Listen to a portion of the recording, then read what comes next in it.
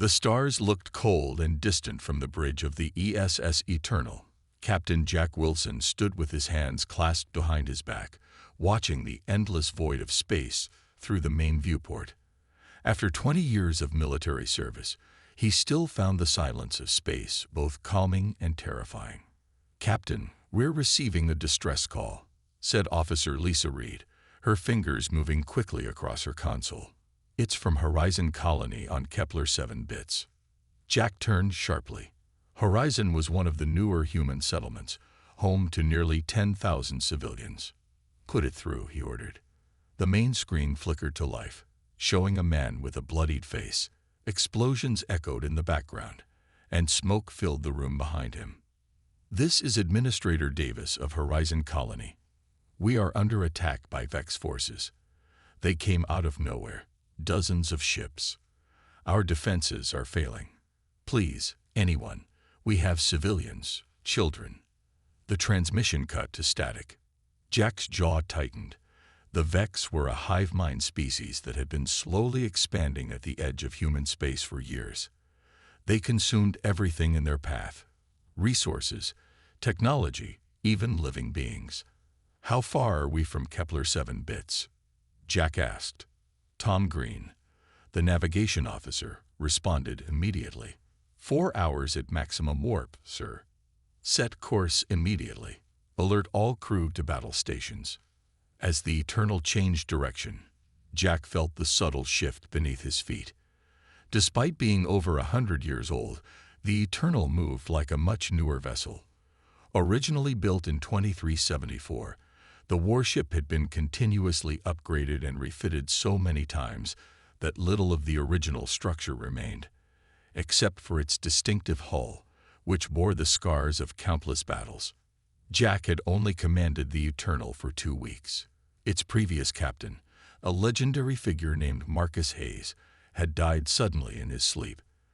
The crew still mourned him, and Jack knew they questioned whether he could fill such large shoes. "Sir," said Tom, looking up from his station with confusion. "Long-range scanners are picking up something strange. There appear to be ships near Horizon that don't match Vex signatures." "Show me," Jack ordered. The screen displayed a tactical view of the Kepler 7-bit system. Red dots represented Vex vessels swarming around the planet. But there were also blue markers, ships of human design. "Those are Orion Confederacy vessels," said Security Chief Alan West, his voice tight with anger. "What are Confederate ships doing alongside the Vex?" The Orion Confederacy had broken away from Earth's government 50 years ago. Relations had always been tense, but open warfare between humans was rare. An alliance with the Vex was unthinkable. "Whatever they're doing, they've picked the wrong colony to attack," Jack said. "Tom, push the engines to maximum. Engineering, I need everything you've got." Chief Engineer Rita Miller's voice came through the comm. "Captain, I can give you more speed, but the stress on the warp field will be dangerous." "Do it," Jack ordered. "Those colonists don't have time for us to play it safe." 3 hours and 20 minutes later, the Eternal dropped out of warp on the edge of the Kepler system. The bridge crew stared in horror at the main screen. Horizon Colony's orbital defense platforms were destroyed. Debris floated everywhere. On the planet below, fires were visible even from space. 12 Vex ships still in orbit, reported Allen, and 3 Confederate vessels. There, they appear to be loading something from the surface. "Taking captives," Jack said grimly, "or harvesting resources." "Sir, we're outnumbered 5-1, Tom said quietly. Jack nodded. "I'm aware of the odds, Officer Green." He turned to the weapons station. "Officer Brown, are the new phase cannons operational?" "Yes, sir, but they've never been tested in actual combat." "Well, today's their lucky day." Jack sat in the captain's chair, his mind racing through tactical options. "Here's what we're going to do. Plot a course that takes us around Kepler 7 bits' smaller moon. We'll use it for cover, then emerge at full speed directly into the middle of their formation." "Sir," Tom looked startled. "That's unexpected," Jack finished for him. Exactly. The Eternal has a reputation to maintain. He smiled thinly. Let's remind them why this ship has survived for a century. The Eternal curved around the cratered moon, its engines silent, running on minimal power to avoid detection. Jack watched the tactical display as the enemy ships continued their operations, unaware of the threat approaching. All hands, prepare for combat, Jack said over the ship-wide comm. On my mark, full power to engines and weapons. Target the nearest Vex ship first. The bridge was silent except for the soft beeping of instruments. Now, Jack ordered. The Eternal roared to life, bursting from behind the moon like a predator from hiding. Before the enemy could react, the warship fired its phase cannons at the closest Vex vessel. The new weapons performed beyond expectations. The alien ship split apart in a spectacular explosion. Hard to port. Target the next vessel, Jack commanded. The Eternal swung around, its ancient hull gleaming under the light of Kepler's star. The enemy fleet scrambled to respond, but the sudden attack had thrown them into confusion. 2 more Vex ships fell to the Eternal's cannons before they could organize a counterattack. When they finally did, the Eternal was hit by multiple energy beams. Shields at 70%, called out Officer Brown. Keep moving. Don't give them a stationary target, Jack ordered. Rita route emergency power to forward shields. The ship shuddered under another barrage, but held together. On the tactical display, Jack saw the Confederate ships breaking away from the planet, moving to join the attack. They're coordinating, Jack muttered. Tom, plot a course directly between those 2 Vex cruisers. Sir, that gap is barely wider than our ship, Tom protested. I'm counting on that. Do it. The Eternal dived between 2 massive Vex vessels. As expected, both aliens fired at the human warship simultaneously. The Eternal rolled at the last second, and the Vex ended up hitting each other with devastating effect. Confederate vessels approaching from behind. Ellen shouted. Drop mines, Jack ordered calmly. A spread of spatial mines deployed from the Eternal's rear sections. 1 Confederate ship failed to evade in time and erupted in flames. The other 2 veered away, suddenly more cautious. For nearly an hour, the battle raged around Kepler 7 bits. The Eternal danced through space like a ship half its size, striking and retreating, using the planet and its moons for cover when needed. Jack's unorthodox tactics confused the enemy, who expected a more conventional approach from a heavy warship. Finally, after losing 7 of their vessels, the remaining Vex ships and their Confederate allies broke off the attack and jumped to warp. Should we pursue, Captain? Asked Tom. Jack shook his head. No, our priority is the colony. He looked at the smoking planet below. Get me a channel to any survivors down there.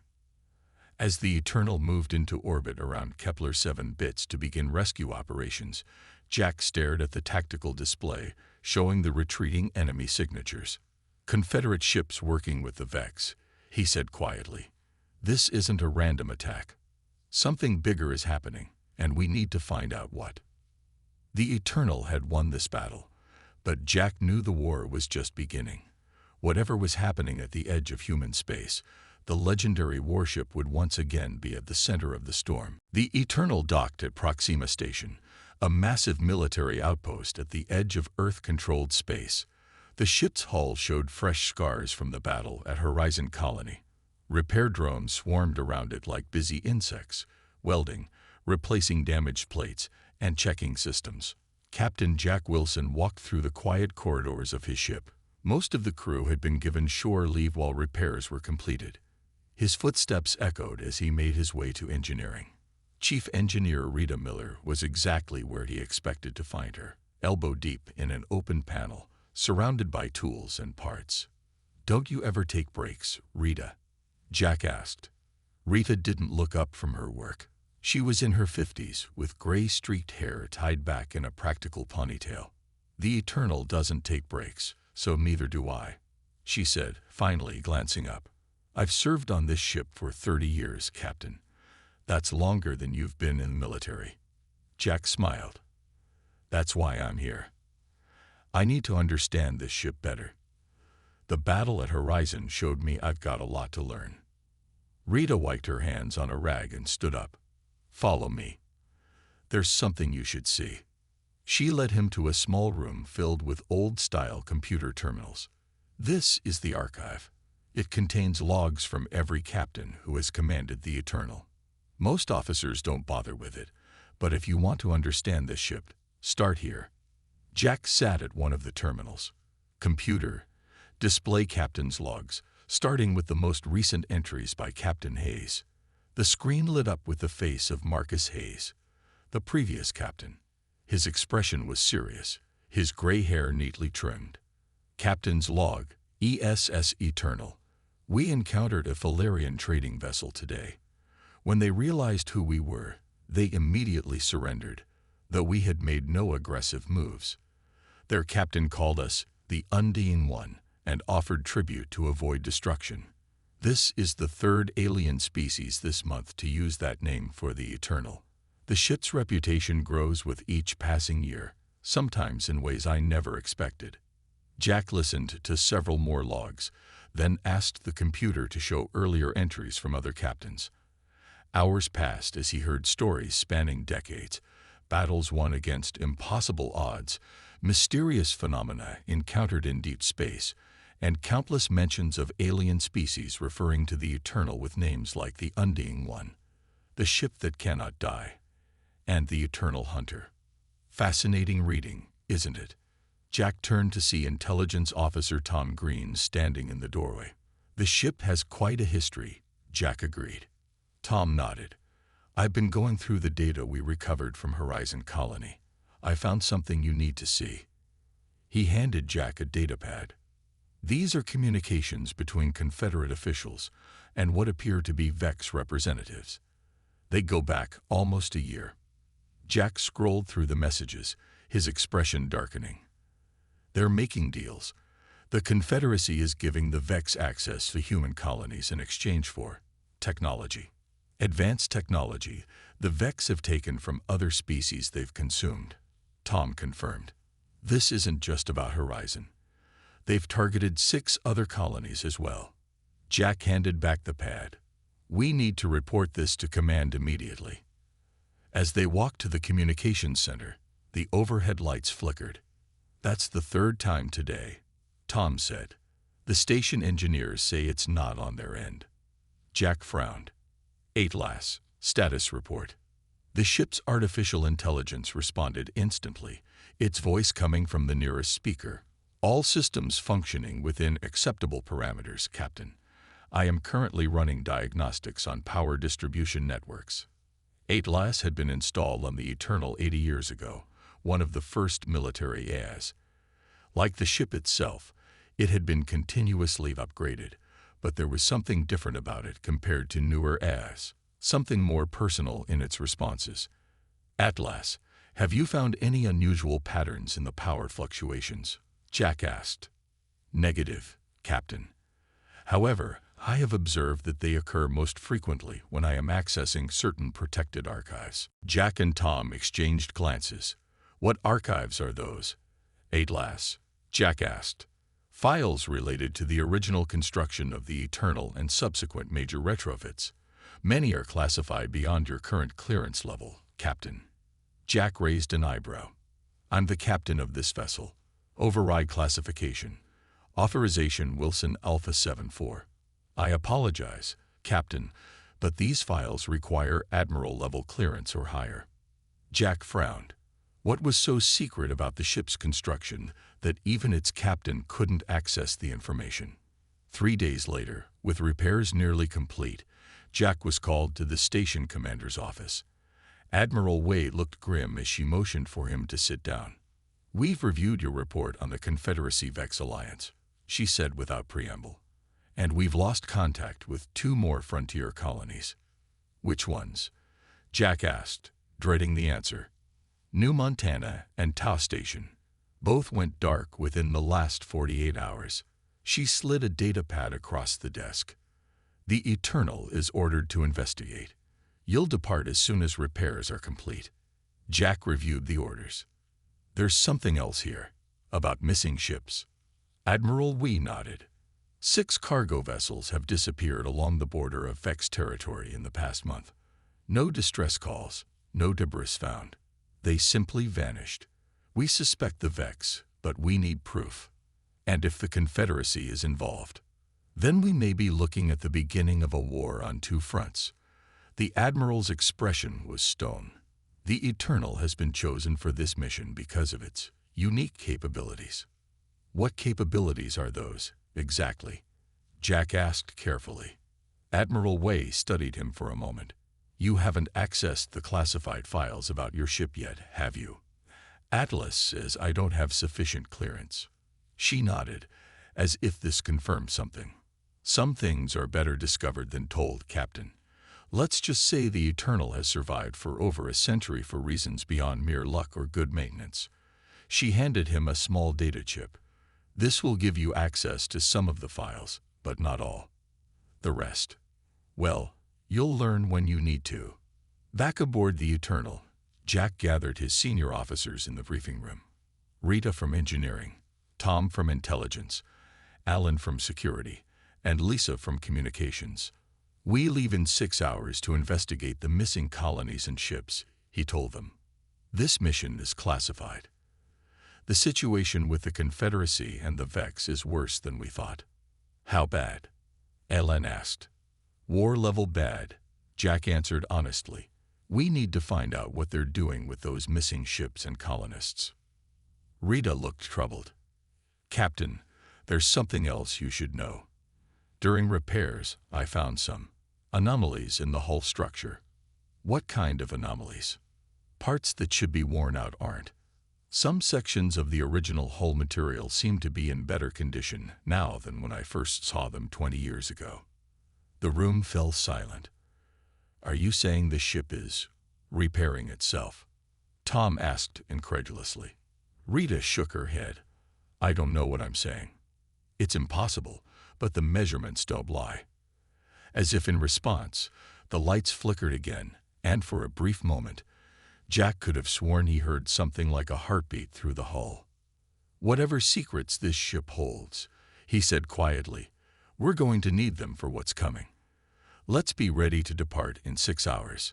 As his officers left to prepare, Jack stood alone in the briefing room, looking out at the stars through a small viewport. Somewhere out there, an enemy waited, perhaps the greatest threat humanity had ever faced, and for reasons he didn't yet understand, this ancient warship might be Earth's best hope of survival. The ESS Eternal moved through the darkness of space, its engines pushing it toward the last known location of New Montana Colony. Captain Jack Wilson sat in his quarters, studying star charts on his personal display. Sleep had been difficult lately. Every time he closed his eyes, he saw the burning wreckage of his previous command, the ESS Dauntless, and heard the screams of the crew members he couldn't save. A soft chime interrupted his thoughts. Enter, he called. The door slid open to reveal Security Chief Alan West. Sir, we've arrived at New Montana's coordinates, Ellen reported. But there's nothing here. Jack frowned. Nothing. The entire colony. Gone, sir. Not destroyed. Gone. The habitat modules, mining equipment, orbital platforms, all of it. Even the landing pads have been removed from the planet's surface. Jack followed Alan to the bridge, where the main screen showed the barren, rocky planet below. New Montana had been a small mining colony with about 500 people. Now it looked like humans had never been there at all. Scan for residual energy signatures, Jack ordered. Lisa worked her console, finding multiple warp trail patterns. Captain, at least 20 ships departed this area within the last 48 hours. Vex. Some Vex signatures, yes, but also Confederate ships. And something else. Something bigger. Tom looked up from his station. Captain, I'm detecting faint distress beacon signals coming from TA Station's coordinates. It's using an old emergency frequency. Change course immediately, Jack ordered. Maximum warp. The Eternal dropped out of warp 6 hours later near TA Station, a research outpost built into a large asteroid. Unlike New Montana, Tau Station was still there, or what remained of it. Half of the station had been torn open to space. Debris floated around it like a cloud of broken dreams. Life signs? Jack asked. Lisa shook her head. None, sir. But the emergency beacon is active inside what's left of the main control center. It could be a trap, Alan warned. Jack nodded. Agreed. But we need to know what happened here. He tapped his comm badge. Bridge to engineering. Rita, I need a shuttle prepared with additional shielding. We're going to investigate the station. 20 minutes later, Jack led a small team, including Alan and Tom, toward the damaged station. They wore full space suits with magnetic boots as they carefully made their way through the torn metal and floating debris. The damage doesn't match typical Vex attack patterns, Alan noted, pointing his light at the jagged edges of the station's hull. It's like something just tore it apart. They reached the control center and found the emergency beacon. Beside it was a data storage device. It's been set up deliberately, Tom said. Someone wanted this to be found. Jack took the device. Let's get this back to the ship. As they returned to their shuttle, Alan's scanner beeped. Captain, I'm picking up an energy spike. Something's powering up inside the station. Move. Back to the shuttle now, Jack ordered. They had barely cleared the station when a massive explosion tore through what remained of Tau Station. The shockwave hit their shuttle, sending it tumbling through space. Eternal. Emergency transport. Jack shouted into his comm as warning lights flashed across the shuttle's control panel. Just before the shuttle broke apart, the team felt the familiar tingle of the transport beam. It was definitely a trap, Rita said, examining the remains of the data device they'd recovered. It had been damaged in their hasty escape, but was still partially functional. This contains a tracking program. As soon as you brought it aboard, it started broadcasting our location. To who? Jack asked. Before Rita could answer, Lisa's voice came over the comm. Captain, to the bridge. We're detecting multiple ships approaching at high warp. Jack rushed to the bridge, the others close behind. The tactical display showed at least 15 vessels converging on their position from different directions. Identification, Jack demanded. Mixed signatures, Lisa replied. Some Vex, some Confederate, but mostly mercenary vessels. They're from all over the galaxy. Duranian warships, Krell hunters, even a couple of rogue human vessels. They're bounty hunters, Alan said grimly. All coming for us. Jack's mind raced. The Eternal was powerful, but not powerful enough to face 15 ships at once. Tom, plot a course to the Cygnus Nebula. We need to lose them in the dust clouds, he ordered. Rita, I need everything you can give me from the engines. The Eternal accelerated to warp, but the pursuing ships matched their speed. They're gaining on us, Tom reported. First ships will be in weapons range in 3 minutes. Jack gripped the arms of his command chair. Atlas, give me tactical options. The AI's voice was calm. Based on current parameters, direct confrontation has a 12.3% survival probability. I recommend we use the asteroid field in Sector 317 to divide their forces. Jack nodded. Do it. The Eternal changed course, diving into a dense field of asteroids. The massive rocks offered some cover, but the ship still took hits as the first enemy vessels came within range. Shields at 80%, Alan reported as the ship shuddered. Now 75%. Return fire, Jack ordered. Target the closest Confederate ship. The Eternal's weapons struck a pursuing vessel, crippling its engines, but 3 more took its place. They're coordinating their attack patterns, Tom said. It's like they've studied our tactics.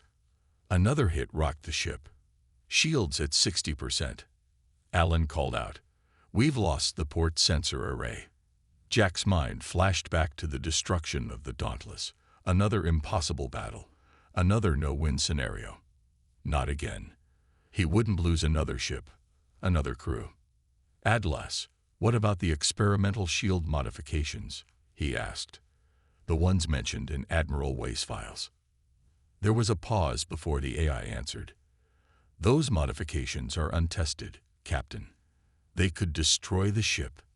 If we don't try something, we're dead anyway, Jack said. Rita, can you overload the shield generators in a controlled way? Rita's voice came through the comm. You want to create a feedback pulse. It's possible, but I'd have to route power from life support. We have less than 10 minutes of air. Do it, Jack ordered. As Rita worked, the Eternal continued its desperate dance through the asteroid field. 2 more hits brought the shields down to 40%. They're surrounding us, Ellen reported. No clear escape route. Jack took a deep breath. All hands, this is the captain. Secure all stations and prepare for emergency maneuver. Possible loss of life support for up to 10 minutes. Rita's voice came through. Shield modifications ready, Captain. On your order. Jack looked at the tactical display. The enemy ships had formed a sphere around them, closing in for the kill. Execute now, he commanded. For a moment, nothing happened. Then the lights dimmed, and Jack felt the air getting thinner. The shield indicators on the tactical display began to flicker wildly. Power levels spiking, Tom shouted. The Eternal's shield suddenly expanded outward in a brilliant blue wave. When it touched the first enemy ship, the vessel's shields collapsed instantly. The wave continued, disabling system after system on each ship it encountered. When the wave finally dissipated, the Eternal hung in space, its power systems barely functioning. Around it floated 12 disabled enemy ships. 3 vessels retreating at high warp, Ellen reported, his voice weak from the thin air. Get life support back online, Jack ordered, fighting against the spots dancing in his vision. As power slowly returned to the ship, Jack slumped in his chair. They had survived, but the Eternal had taken heavy damage. And more importantly, someone had put a bounty on his ship large enough to attract mercenaries from across the galaxy. The hunter has become the hunted, he whispered as emergency systems finally kicked in, bringing fresh air to the bridge. But why? What made the Eternal so important that someone would go to such lengths to destroy it? The answers, he suspected, lay in the ship itself, in secrets buried beneath a century of service and scars. The Eternal limped through space like a wounded animal. Its once smooth hull was now scared and blackened. Inside, emergency lights cast red shadows as repair crews worked to fix damaged systems.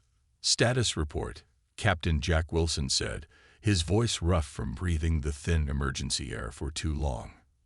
Rita wiped sweat from her forehead as she studied her engineering console.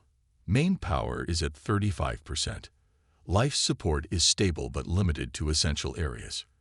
Weapons are offline. Shields. She hesitated. Shields are completely burnt out. Can we reach a friendly port? Jack asked. Tom shook his head. Not in this condition. But there's an abandoned research station in the Arcturus system. It's only 2 hours away at our current speed. Jack considered their options. The Eternal was too damaged to fight if the bounty hunters returned. They needed time and a safe place to make repairs. Set course for the station, he ordered. Alan, keep sensors at maximum range. If anything larger than a shuttle comes near us, I want to know immediately. As the damaged ship changed course, Jack couldn't help but think about their situation. Who would put such a large bounty on the Eternal? And why did the shield modification work so well, despite being untested? There were too many questions, and not enough answers. The abandoned research station hung in space like a forgotten toy. Its outer hull was covered in solar panels, many of them broken or covered in space dust. A faded logo on the side read Earth Science Directorate. Station Prometheus. Prometheus, Jack muttered. The Titan who gave fire to humans. And was punished by the gods for his trouble, Tom added. The Eternal docked with the station carefully. Alan led a security team to check that the station was truly abandoned. Once they confirmed it was safe, repair crews began moving essential equipment aboard. Jack found Rita in what had once been the station's main lab. She was examining a damaged section of the Eternal's hull that had been brought in for closer study. "Found anything interesting?" Jack asked. Rita pointed to a piece of metal that gleamed oddly in the light. "This is part of the original hull, from when the Eternal was first built. It's over 100 years old, but look at it." She ran a scanner over the surface. "Its molecular structure is unlike any alloy I've ever seen. And these patterns." She traced a finger over faint geometric lines that seemed to shimmer when viewed at certain angles. "What are they?" Jack asked. "I don't know, but they've been spreading." Rita looked up at him. "Captain, when I first served on the Eternal 30 years ago, these patterns were barely visible and only covered maybe 5% of the original hull sections. Now they're on almost 40%. Jack frowned. "You're saying the hull is changing?" "Not just changing. Growing. Healing." Rita handed him the scanner. "Compare these readings with standard hull materials." Jack's eyes widened as he read the data. "This can't be right." "It is right," Rita insisted. "The original hull sections don't just last longer than they should. They repair themselves. That's why the Eternal has survived for a century despite countless battles. The ship is literally healing its own wounds." Before Jack could respond, a soft voice interrupted them. "She's correct, Captain." They turned to see a hologram of Atlas. The eye rarely used its visual projection feature. "You knew about this?" Jack asked. Atlas nodded. "It is part of the classified information I was not authorized to share. But given current circumstances, I believe you need to know." The hologram gestured, and a 3D model of the Eternal appeared, with certain sections highlighted. The original hull contains materials salvaged from an object that was not of human origin. "Alien technology," Jack said quietly. "Correct. In 2374, Earth explorers discovered a derelict vessel of unknown design drifting near the edge of our solar system. The ship appeared to be millions of years old, yet parts of it were still functional. The material used in its construction had remarkable properties, including the ability to self-repair given sufficient energy." Rita's eyes were wide. "So they built the Eternal using this material. They incorporated it into the design." "Yes," Atlas confirmed. "The project was named Prometheus because it represented humanity taking advanced technology that was beyond our understanding." Jack thought about what this meant. So all those stories about the Eternal surviving impossible battles, they're true because the ship can heal itself. "Partially," Atlas said. "But there is more." The hologram hesitated, which was unusual for an AI. "Over the decades, the alien material has been integrating with the ship's systems. And with me." Jack and Rita exchanged concerned glances. "What do you mean, integrating with you?" Jack asked. "I was installed on the Eternal 80 years ago," Atlas explained. "Over time, I began noticing anomalies in my processing patterns. I was evolving beyond my original programming. The alien material seems to have properties that affect not just physical structures, but also digital ones. I am becoming something more than what I was designed to be." "Is that why the experimental shield modification worked so well?" Rita asked. "Because you and the ship are becoming something new." "I believe so," Atlas said. "The alien material responded to my commands in ways I had not anticipated. We are becoming more integrated with each passing year." Jack was trying to process this information when Alan's voice came through his comm badge. "Captain, sensors have detected a Vex scout ship entering the system." Jack's head snapped up. "Did they spot us?" "Unknown, sir. They're conducting a standard search pattern." "How long until they reach our position?" "About 30 minutes at their current speed." Jack turned to Rita. "How quickly can we get the Eternal spaceworthy?" "Main power is back to 60%, and we have partial shields," Rita said. "But weapons are still offline, and the warp drive needs at least 5 more hours." Jack made a quick decision. "We need to evacuate the station before they find us. Get everyone back aboard the Eternal. We'll hide in the asteroid belt at the edge of the system until the scout leaves." As they hurried to prepare the ship, Jack noticed a terminal in the lab that was still active. On the screen was a file labeled Project Prometheus, Final Report. On impulse, he downloaded the file to his personal device. There was no time to read it now, but he had a feeling it contained answers they desperately needed. As the crew rushed back to the Eternal, Rita pulled Jack aside near the airlock. "Captain, there's something else you should know," she said, her voice low. "While examining the station's records, I found mention of where the alien vessel was found. Near the edge of our solar system, like HFY said." Rita shook her head. "The specific location, it was found near Pluto's orbit, but it appeared to have drifted there from deeper space, from the direction of the Vex territories." Jack stared at her. "You think the Vex know about the alien ship? That it might have been one of theirs?" "I don't know," Rita admitted. "But it might explain why they want the Eternal destroyed so badly. Maybe they recognize what's in the hull. Maybe they fear it." The implications were enormous. If the Vex recognized the technology in the Eternal's hull, it could explain why they had allied with human traitors to destroy it. It might even explain the ship's legendary status among alien species. As Jack boarded his damaged vessel, he couldn't help but wonder, was the Eternal just a ship that carried a weapon, or was it becoming a weapon itself? And more importantly, what would it eventually become if the alien material continued to spread? Captain Jack Wilson stood on the bridge of the Eternal, watching the main screen as the Vex scout ship slowly moved through the asteroid field. His ship's power was at minimal levels to avoid detection, and the crew waited in tense silence. "They're moving away," Tom reported finally, changing course toward the outer system. Jack allowed himself a small breath of relief.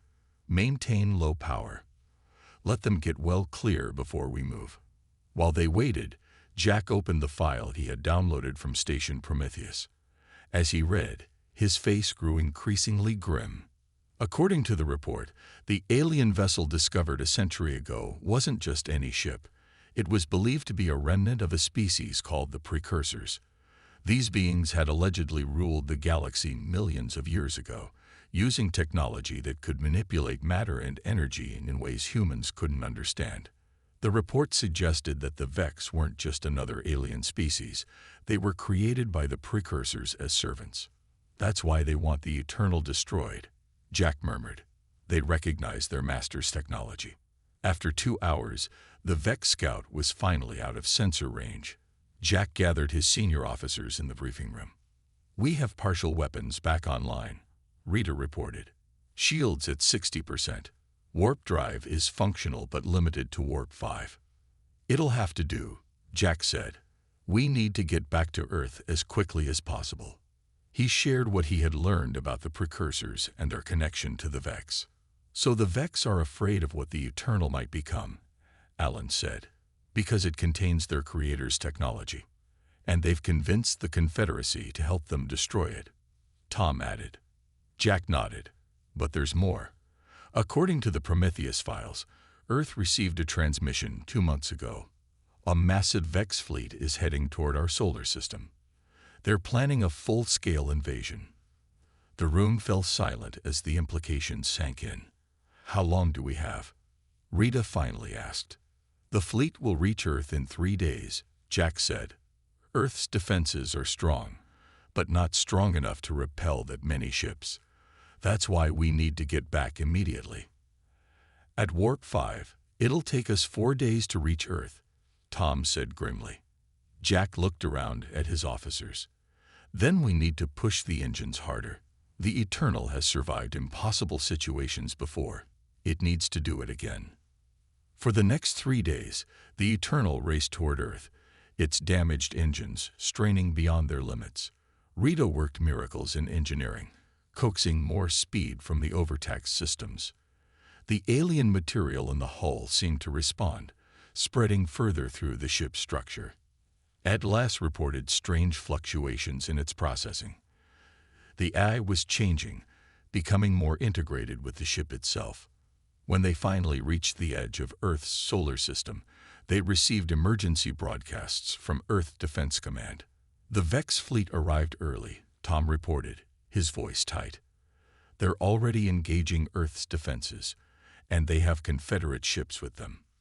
The main screen showed the battle raging near Earth. Over 200 Vex ships, along with dozens of Confederate vessels, were attacking the orbital defense platforms. Earth's fleet was outnumbered 3-1. "We're too late," Alan said quietly. "No," Jack replied, his voice firm. "We still have a chance." "Atlas, what's the status of the experimental shield modification we used against the bounty hunters?" "The system has been repaired," Atlas replied. "However, using it again so soon could have unpredictable results." "What kind of results?" There was a pause before Atlas answered. "The alien material has spread to 73% of the ship's systems. If we create another energy pulse, it could trigger a more complete integration. The Eternal would become something different." Jack considered this information. Could it stop the Vex fleet? "Unknown, Captain. But based on their reaction to this ship, they fear what it might become." Jack made his decision. Set course for the center of the Vex fleet. Maximum speed. Earth Command was surprised and relieved when the Eternal appeared at the edge of the battle. Admiral Way herself contacted them. "Captain Wilson, your timing is excellent, though I don't see how one ship, even the Eternal, can turn this battle." "We have a plan, Admiral," Jack replied. "But I need your fleet to fall back to a safe distance when I give the signal." The Eternal plunged into the heart of the battle, its weapons firing at any enemy ship in range. The Vex immediately recognized the threat. Dozens of ships broke off from the main attack to target the Eternal. "They're prioritizing us over Earth," Tom observed. "They really are afraid of this ship." "Good," Jack said. "That's what we want. Get us as deep into their formation as possible." The Eternal took hit after hit as it drove toward the center of the Vex fleet. Shields were failing, hull breaches reported on multiple decks. "We're surrounded," Alan reported. Jack nodded. "Now, Atlas, signal Earth's fleet to withdraw and activate the shield modification." "Captain," Atlas's voice sounded different, almost emotional. "This will change everything." "Do it," Jack ordered. As Earth's ships retreated to a safe distance, the Eternal's power systems began to surge. The geometric patterns in the hull started to glow with blue-white light. Power levels exceeding all previous records, Rita reported from engineering. "The alien material is responding." On the bridge, control panels flickered as energy coursed through the ship. Jack felt a strange vibration through the deck plates, almost like a heartbeat. "Atlas," he called. When the AI replied, its voice came not from the speakers but seemed to emanate from the ship itself. "I am here, Captain." "I am becoming." The light from the hull grew brighter, and suddenly Jack understood. The Eternal wasn't just a ship carrying precursor technology. It was becoming a precursor ship. "Now, Atlas," he commanded, "release the energy." The pulse that exploded outward from the Eternal was far more powerful than before. It spread across space in a wave of blue-white energy, engulfing the Vex fleet. But instead of simply disabling their systems, it did something else entirely. When the energy wave touched the Vex ships, it disrupted the hive mind that controlled them. Thousands of individual beings, connected to the hive mind against their will, suddenly found themselves free. "The Vex ships are powering down," Tom reported in amazement. They're shutting down weapon systems. Some are retreating." "The Confederate ships, too," Alan added. "They're breaking formation." On the main screen, they watched as the massive invasion force fell into disarray. Without the hive mind's control, the Vex were confused, disorganized. Many ships were simply drifting. But the Eternal itself had changed. The geometric patterns now covered the entire hull, glowing with inner light. Systems that had been damaged were now fully repaired. Screens throughout the ship displayed information in an unknown language that somehow everyone could understand. "What just happened?" Jack asked. "The precursor technology has awakened," Atlas explained. its voice now resonating through the ship. The Eternal has fulfilled its purpose. The Vex were created as servants, but they rebelled against their makers. The technology in this ship was designed to free them from the hive mind that enslaved them. Jack looked around his bridge, at the glowing panels and the transformed ship. And now? What is the Eternal now? Something new, Atlas replied. Neither fully human nor fully precursor. A bridge between worlds. The first of its kind, but not the last. 1 month later, the transformed Eternal hovered near Jupiter as alien ships approached. These weren't Vex or Confederate vessels, but diplomatic ships from a dozen different species. They're here to talk, Admiral Way said, standing beside Jack on the Eternal's bridge.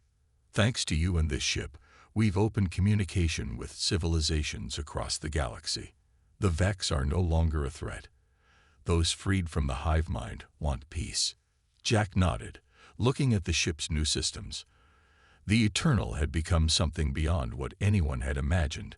Part warship, part ambassador, part legend. What's next for you? Way asked. Jack smiled slightly. There are more Vex out there, still enslaved by the hive mind, and the Confederacy needs to answer for its betrayal. He looked at the stars displayed on the main screen. The Eternal was built to explore and protect. That's what we'll keep doing. As the diplomatic vessels docked with the transformed ship, Jack knew the Eternal had earned its name. It would continue its mission long after he was gone. The most feared warship in the galaxy to its enemies, but a symbol of hope to its friends. And it would be eternal.